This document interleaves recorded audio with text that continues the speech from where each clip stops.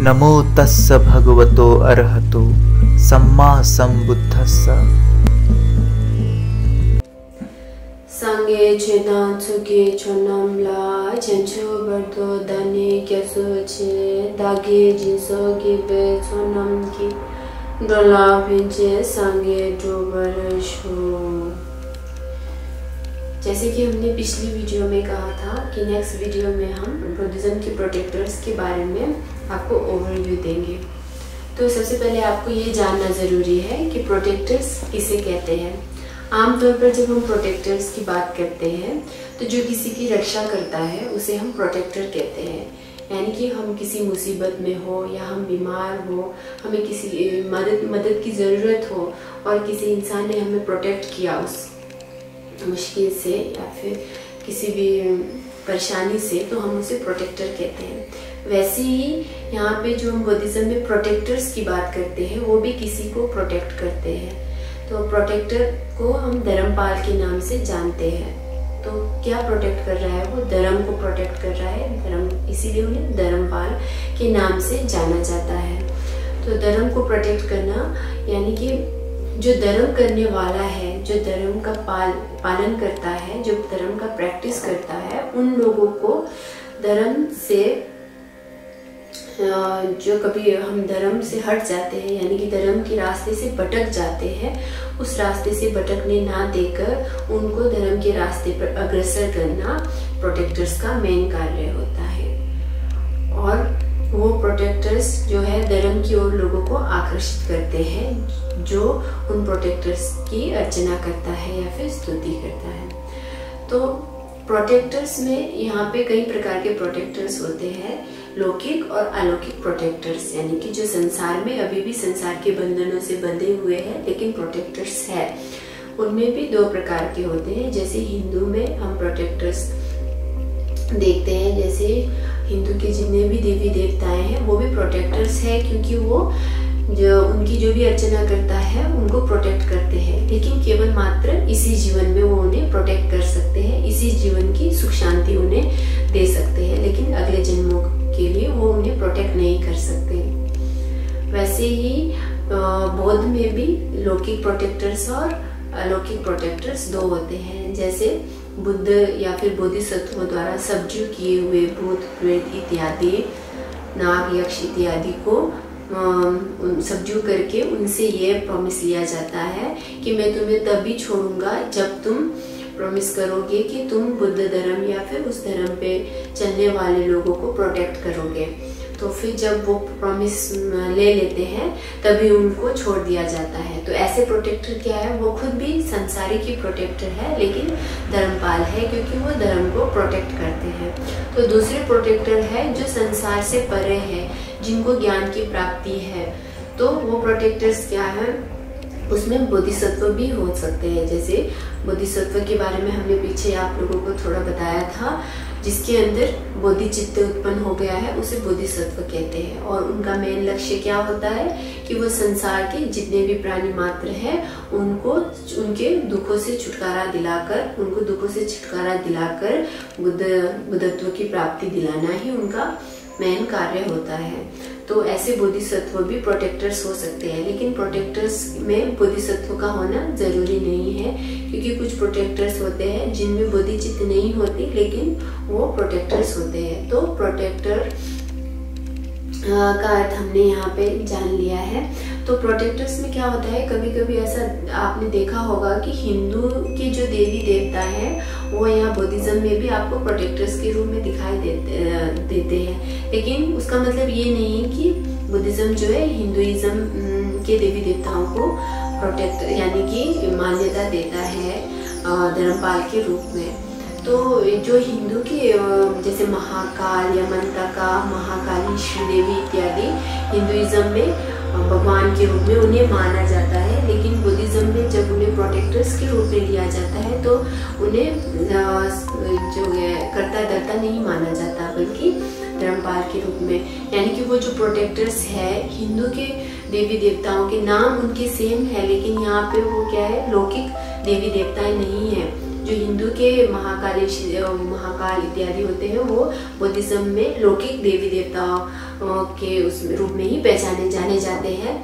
लेकिन जब वो प्रोटेक्टर्स, सेम नेम के जो प्रोटेक्टर्स हम बुद्धिज्म में देखते हैं, महाकाली इत्यादि, वो क्या है कि संसारिक देवी देवता नहीं है, वो अलौकिक देवी देवता है जिनको ज्ञान की प्राप्ति हो चुकी है। तो यहाँ पे ये पता चल जाता है कि जो बुद्धिज्म और हिंदुइज्म में सेम नेम के जो प्रोटेक्टर्स, कभी कभी हमें कंफ्यूजन हो जाता है कि ये एक ही है, वो एक बिल्कुल नहीं है, बल्कि उनका स्थान बिल्कुल अलग अलग है और उनके अंदर का जो ज्ञान है वो भी बिल्कुल अलग अलग है। अब यहाँ पे ये जो कभी हिंदुइज्म में जो देवी देवताएं होते हैं, जैसे कि महाकाल, महाकाली और भैरव इत्यादि, जो क्या है बुद्धिज्म और हिंदुइज्म में सेम नेम के देवी देवता, जो हिंदुइज्म में देवी देवता मानते हैं और यहाँ पे प्रोटेक्टर्स मानते हैं, वो एक ही नाम के होते हैं, जिससे ये कंफ्यूजन हो जाता है कि जो हिंदू के देवी देवता है वो बौद्ध धर्म में भी होते हैं, और यहाँ से लोगों को कंफ्यूजन पैदा हो जाता है कि हिंदू और बौद्ध धर्म एक ही है। लेकिन जो यमंतका, महाकाली इत्यादि, श्रीदेवी इत्यादि जो हिंदू में कहते हैं, उनका स्थान यहाँ बौद्ध धर्म में बिल्कुल अलग है। हिंदुइज्म में उनको सर्वे सर्वा यानी कि कर्ता धर्ता सब वही है, उनको भगवान के रूप में स्थान दिया जाता है। लेकिन बुद्धिज्म में उनको भगवान के रूप में नहीं, अपितु प्रोटेक्टर के रूप में रखा जाता है।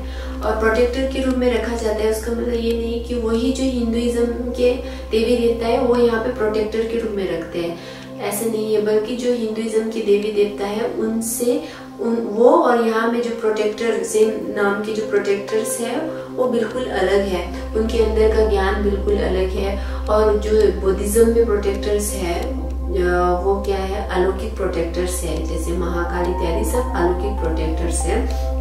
और हिंदुइज्म के जो देवी देवता है वो बौद्ध धर्म में उनको लौकिक देवी देवताओं के नाम से स्थान दिया जाता है, यानी कि वो भी संसार से छुटे नहीं है, उनके अंदर जो क्लेश होते हैं, राग द्वेष इत्यादि जो भी क्लेश होते हैं वो अभी उनके मिटे नहीं है, वो अभी भी उनसे परे नहीं हुए, इसीलिए वो लौकिक देवी देवताओं के स्थान पे पाए जाते हैं बुद्धिज्म में। तो प्रोटेक्टर और बोधिसत्व के अगर हम डिफरेंस के बारे में बात करें तो प्रोटेक्टर्स बोधिसत्व भी हो सकते हैं और जो बोधिसत्व नहीं है वो भी प्रोटेक्टर्स हो सकते हैं। जैसे कि अगर किसी प्रोटेक्टर के अंदर बोधिचित्त उत्पन्न है तो वो फिर प्रोटेक्टर क्या है, बोधिसत्व है और प्रोटेक्टर भी है। लेकिन किसी भी प्रोटेक्टर्स के अंदर जो है बोधिचित्त उत्पन्न नहीं हुआ है तो वो केवल प्रोटेक्टर है लेकिन बोधिसत्व नहीं कहलाएगा। तो हिंदुइज्म और बुद्धिज्म में प्रोटेक्टर्स सेम नहीं है, क्योंकि हिंदुइज्म के प्रोटेक्टर्स जो बौद्ध धर्म में माने जाते हैं, एक तो वो नाम सेम है लेकिन उनका जो ज्ञान अलग है। और जैसे कुछ देवी देवता है हिंदुइज्म में, जैसे ब्रह्मा, विष्णु, इंद्र इत्यादि, कभी कभी ऐसा होता है कि बुद्ध धर्म में बौद्ध धर्म के किसी स्क्रिप्चर्स इत्यादि में उनका नाम है, या फिर चित्रकारी में भी उनका स्थान है, वहाँ पे आप देखोगे। तो ऐसा नहीं है कि उनको पूजना, वो बौद्ध धर्म में पूजनीय है, उनमें शक्ति है, वो मानते हैं, लेकिन वो संसार के ही देवी देवता हैं। जब सूतों की बात, सूतों में बहुत जगह ऐसा कहा गया है कि जब बुद्ध अपने प्रवचन दे रहे थे तो सभी प्रकार के देवी देवताएं, लोग और असुर, नाग, यक्ष वगैरह सभी उनके प्रवचन सुनने आते थे। उनमें ब्रह्मा, विष्णु और इंद्र इत्यादि सभी प्रवचन सुनने आते थे, तो इसीलिए उनका नाम बुद्धिज्म में आता है। ये बात बहुत जरूरी है, क्योंकि नहीं तो लोगों को यहाँ पे बहुत बड़ा कंफ्यूजन हो जाता है।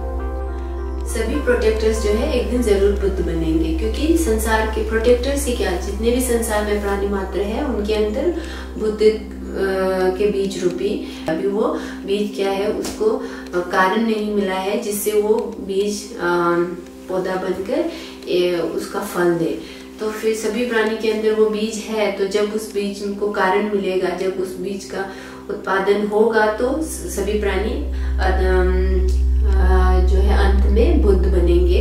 इसीलिए प्रोटेक्टर्स भी बुद्ध बनेंगे। प्रोटेक्टर्स बोधिसत्व है वो तो जल्द ही बुद्ध बन जाएंगे, क्योंकि वो ऑलरेडी बुद्ध के मार्ग में प्रवेश कर चुके हैं। जो बुद्धत्व की प्राप्ति के लिए 10 भूमियां होती है उनमें से किसी न किसी भूमि को वो प्राप्त कर चुके हैं, इसीलिए वो जल्द ही बुद्ध बन सकते हैं।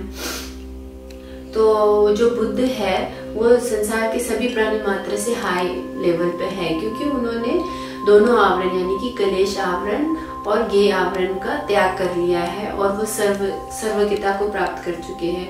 उनके अंदर कोई भी बुराई नहीं है, क्लेश नहीं है और उन्हें सभी चीजों का ज्ञान है, इसीलिए वो दूसरे प्राणियों से उनका स्टेज जो है हाई है। और अगर हम कहें कि जो प्रोटेक्टर्स है, क्या कोई भी इंसान, एक साधारण इंसान भी उनकी पूजा करके उनसे लाभ प्राप्त कर सकता है? तो मैं कहूँगी कि हाँ, क्योंकि चाहे जो भी इंसान हो, अगर वो किसी भी प्रोटेक्टर की जैसे हम बुद्धिज्म में देखते हैं जो ले पर्सन होते हैं वो भी प्रोटेक्टर्स की पूजा करते हैं और उससे लाभ भी प्राप्त करते हैं। तो अगर आप जो भी होगा वो प्रोटेक्टर्स की पूजा करेगा तो उसको लाभ प्राप्त होगा। पर ऐसा नहीं है कि प्रोटेक्टर्स जो है, आप कभी किसी मुश्किल में पड़े, प्रॉब्लम में हो तो आके सीधा निकाल लेगा, ऐसा नहीं होगा। लेकिन वो प्रोटेक्टर्स क्या है, आपको हमेशा एक मार्गदर्शन देगा।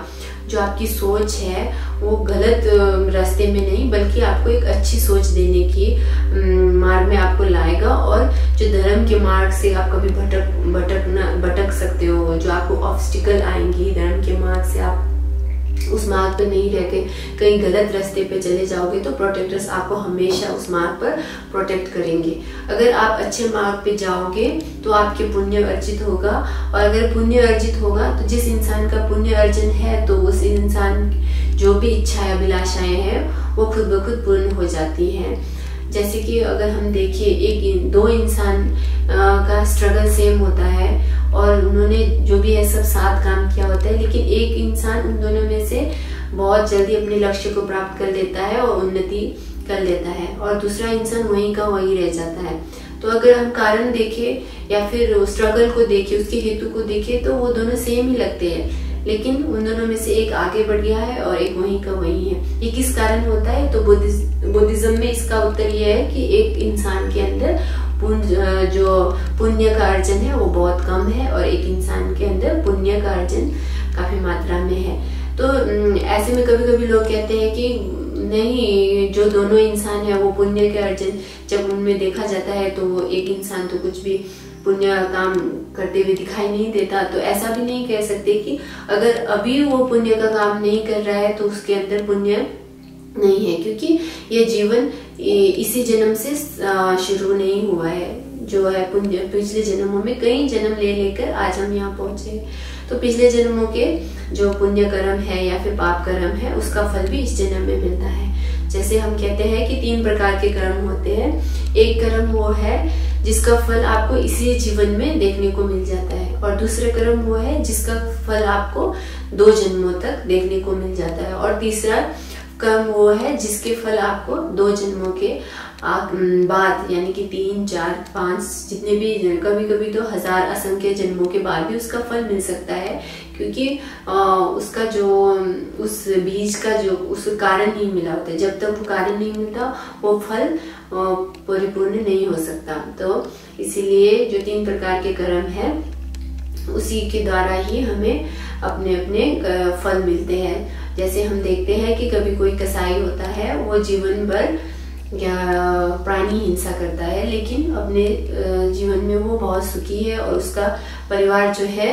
संपूर्ण है, उसे धन संपत्ति सब प्राप्त है। तो ऐसे में लोगों को ये कंफ्यूजन हो जाता है कि जरूरी नहीं है कि अच्छा जीवन पाने के लिए हमें पुण्य करना जरूरी है, क्योंकि लोग पाप कर रहे हैं लेकिन उन्हें क्या है, सब कुछ हासिल है। तो यहाँ पे हमें इस बात को हमेशा ध्यान में रखना है, सोचना है कि जरूरी नहीं है कि जो अभी कर रहा है उसी का फल उसे मिल रहा है। हो सकता है कि पिछले जन्म में जो उसने पुण्य कार्य किए हैं वो अभी उसे सुख दे रहे हैं, लेकिन जो इस जन्म में उसने प्राणी हिंसा की है उसका फल उसे अगले जन्म में मिलेगा, और किसी को तो इसी जन्म में दिख जाता है। हम अगर तंत्रयान की बात ब्रीफली करें तो वैसे तो तंत्रयान जो है उसको टिबेटन में सांगा कहा जाता है। सांग मतलब होता है सीक्रेट यानी गुह्य, जिसे हम ऐसे ही सभी के सामने नहीं बोल सकते। और जब बुद्ध भगवान ने भी तंत्रयान के उपदेश दिए थे तो वो जनरली नहीं दिए थे, बल्कि जो खास असाधारण जो व्यक्ति जिनको ज्ञान प्राप्ति थी, जो पहुंचे हुए लोग थे, उनको ही स्पेशल जो है तंत्रयान का उन्होंने उपदेश दिया था। तो ऐसे हम खुले में ऐसे तंत्रयान का वो सारा उपदेश तो यानी कि टीचिंग्स नहीं दे सकते, लेकिन थोड़ा सा अगर ब्रीफली कहे तो तंत्रयान क्या है, सांगा जो सीक्रेट, नाक का मतलब होता है मंत्र। तो मंत्र क्या है, मंत्र होता है मन, और मंत्र में अगर हम इसे डिवाइड कर ले तो मन यानी कि चित्त, और त्र यानी कि उसे तारने वाला, चित्त को तारने वाला। किससे तारने वाला, बुराइयों से तारने वाला, संसार से तारने वाला, तो वो मंत्र है। तो जैसे हमने पिछले वीडियो में बात की थी कि अगर तंत्रयान के द्वारा तंत्रयान की प्रैक्टिस की जाए तो फिर हम 3 सालों में ही बुद्धत्व की प्राप्ति कर सकते हैं। तो जो तंत्रयान है उसे करने के लिए इसमें मेन जो है डायटीज का प्रैक्टिस करना पड़ता है, और तंत्रयान में भी जो उसका पाथ है वो कर्म अनुसार ही होता है। लेकिन अभी हम तंत्रयान के बारे में ज़्यादा नहीं बता सकते। जब हमें कोई योग्य गुरु मिल जाएगा तंत्रयान के बारे में उपदेश देने के लिए तो हम नेक्स्ट वीडियो लेकर आएंगे। एक ये बात जो बहुत बार मैंने लोगों से सुना है कि लोगों ने मुझे कहा है कि जो विष्णु है उसी के अवतार है, उन्हीं के अवतार है बुद्ध, लेकिन जो बुद्ध धर्म है वो हिंदू धर्म बिल्कुल नहीं, और विष्णु के अवतार भी नहीं है। ये जानना बहुत ज़रूरी है, क्योंकि जैसे सूत्र में कहा गया है कि जब बुद्ध उपदेश दे रहे थे तो वहाँ ब्रह्मा, विष्णु इत्यादि सभी देवी देवताएं उनके उपदेश को सुनने आए थे। तो जब विष्णु ही खुद बुद्ध के धर्म को सुनने आए हैं तो विष्णु का अवतार बुद्ध कैसे हो सकते हैं। आज का डिस्कोर्स यही खत्म हुआ। अब मैंने ये क्लियर कर दिया है कि जो प्रोटेक्टर्स है उनका बुद्धिज्म और हिंदुइज्म में, बुद्धिज्म में मेनली जो प्रोटेक्टर्स है उनका क्या स्थान है, और हिंदुइज्म और बुद्धिज्म के प्रोटेक्टर्स में क्या समानताएं हैं, और उनका जो स्थान बुद्धिज्म और हिंदुइज्म में अलग अलग है, वो सब मैंने आज आप लोगों को क्लियर कर दिया है।